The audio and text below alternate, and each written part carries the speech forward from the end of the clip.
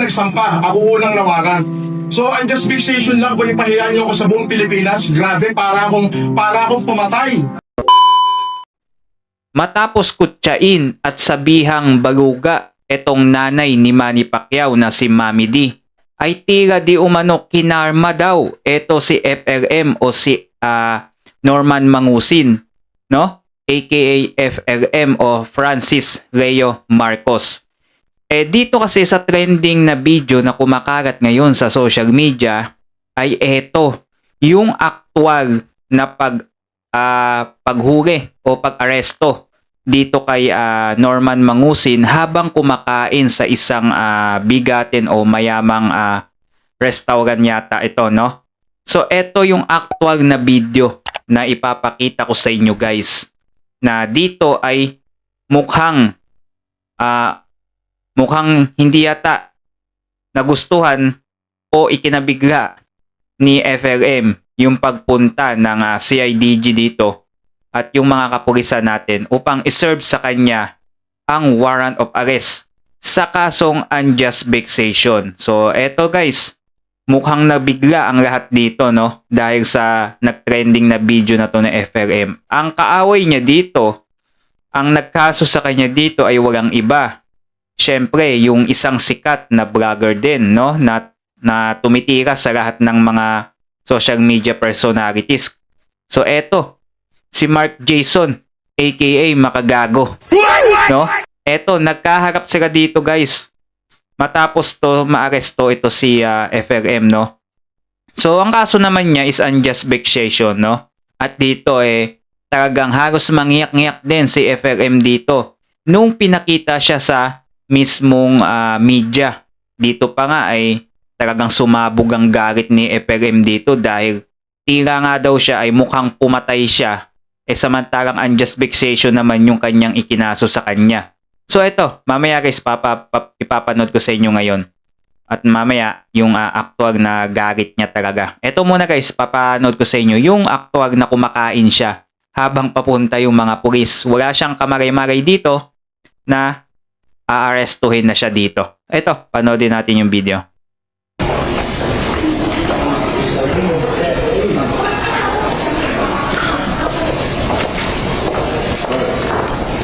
I-send lang po namin yung mga. Okay.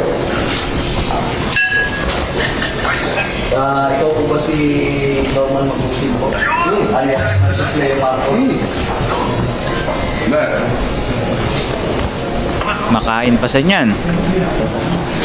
Sama yung mga bodyguard niya. Okay. Parang saan yan? Bago pa po yun, kailangan po masahan ko po kayo ng kami po ay operatiba ng CIDG. Kayo po ba, ulitin ko to, kayo po ba si Norman Mangusin alias Francis Leo Marcos? Yes, ako. Kayo ay aming inaaresto sa bisa ng warrant of arrest na inisyo ng RTC Branch 294 Paranaque City for violation of unjust vexation under Article 287 of Revised Penal Code as amended in relation to Section 6 of RA 10175. Kayo ay may karapatang manahimik, sir, o magwa sa walang igo o ano man ang inyong sabihin ay maaaring pabor o laban sa inyo. Sa anumang hukuman, kayo rin ay may karapatan kumuha ng sarili nyong abogado at kung wala po kayong sariling abogado, kayo po ay pagkakalooban ng libre ng gobyerno. Andito ako sa inyo. Kumuha ng sarili ng doktor na magsusuri ng inyo. Sir, pwede paano po yan at ano nyo yung karapatan po? Sige.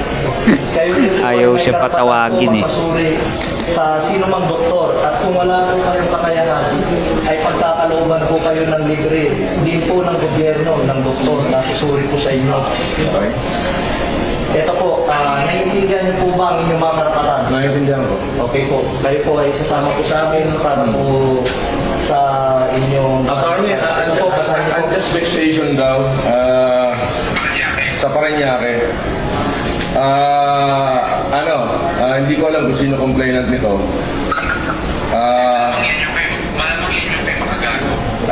Yan.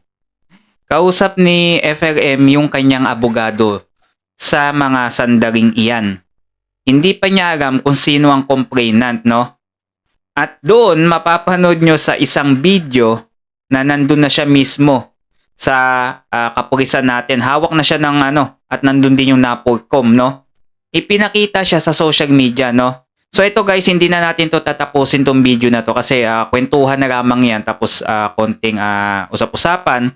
Ito, ipapanood ko sa inyo mismo yung nandun na siya sa media na nagarit mismo, sumabog sa garit dito si FLM.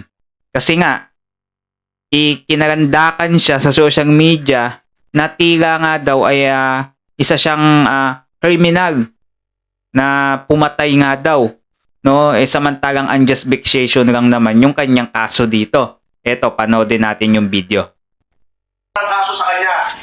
Oo, ako unang nagsampa, ako unang nawaran. So, unjust fixation lang po ipahiya niyo ako sa buong Pilipinas. Grabe, para akong pumatay. Yung sinasabi niyang marami ko inistapa, 2020 pa lang, dami na nagsasabi niya, wala naman nagkatotoo kahit isa. So, yan. Yun yung guys, no, sinabi niya, samantalang unjust vexation lang naman yung kaso niya, bakit ikinarandakan pa siya dyan sa social media? Samantalang yung iba sa comment section ang sinasabi, samantalang ito, unjust vexation lang, napakalit na kaso, pangkasong pang barangay nga lang daw. Samantalang yung mga nagnakaw ng flood control ay hindi nila mahuri-huri, hindi nila maidara dito sa, dito kung saan si Norman Mangusin nakatayo mismo at ipakita sa social media yung mga magnanakaw ng kaban ng bayan, yung mga bilyon-bilyon ng mga nagnakaw, nasa Senado, nasa Kongreso pa din hanggang ngayon. Samantalang eto siya, unjust vexation na tila tinatakpan lang daw yung issue ng flood control at siya ang ipinaparit daw dito. Dito makikita nyo guys, nagkasagutan sila dito ni Mark Jason o netong si AKA Makagago, no? Si Makagago kasi nagkaso eh. May ewan ko kung may dadating pang ibang mga kaso. Ito, samantalang siya, may piyansa naman to guys, no? 120,000. So, tingin ko makakagaya naman to pansamantala.